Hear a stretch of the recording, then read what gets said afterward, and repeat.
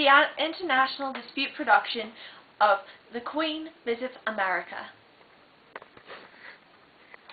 Hello, I'm the Queen of England. Now I want to tell you about my adventures in America, but first let me tell you a bit about myself. My hobbies include good posture, silently judging people behind their backs, and waving like this. The real reason I wave like this is because I don't have a secondary joint right here, so it's like I can't do this, but with my wrists. Well, anyway, let me get down to business. I decided that life in England was getting dreadfully boring, because honestly, you can only have tea so many times.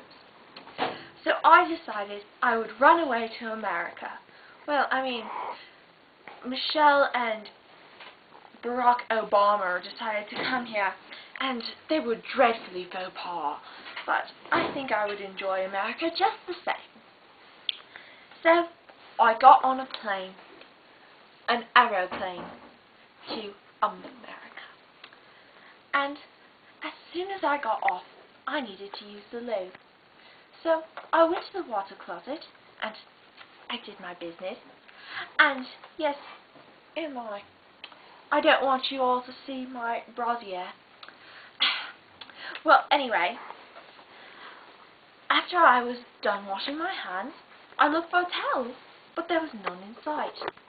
So I went to the little thing, and it was this most marvelous contraption. It was like a hairdryer for your hands. I was so very happy. Next, I went to the food court because I was dreadfully peckish.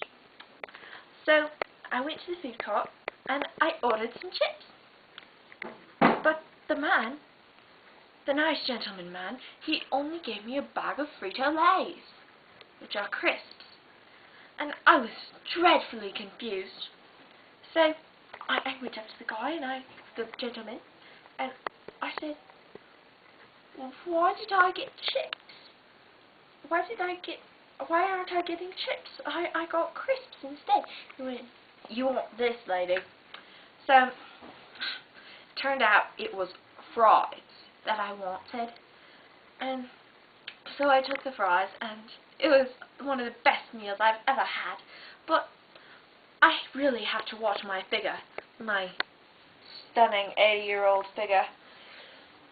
And so I decided I'll go on a brisk walk. And on the curb, you know what I saw? A hobo. So I asked him if he wanted some food. You know what he said to me? Suck this. Well, I never! But the force of the grapes of which I threw was so great that he was knocked unconscious to the pavement. After that, I decided I need to find a hotel. Now, all the other hotels were all dreadfully full. It seemed there was a convention or a World Series or something.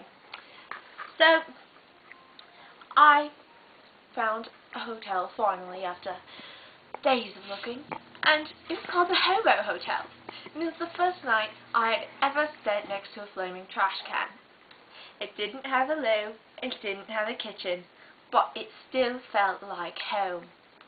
And there was a very stunning little 80-year-old man. Hubba hubba. But anyway, after a while, months passed, winter came and went, and I decided it was time I returned to my homeland of England. After all, they must have missed me. So I went back to the airport, and the same hobo was there, maybe with a little less skin than before, and maybe a lot worse smelling than before, but he was still there. I climbed on my aeroplane, and I went back to my home in London.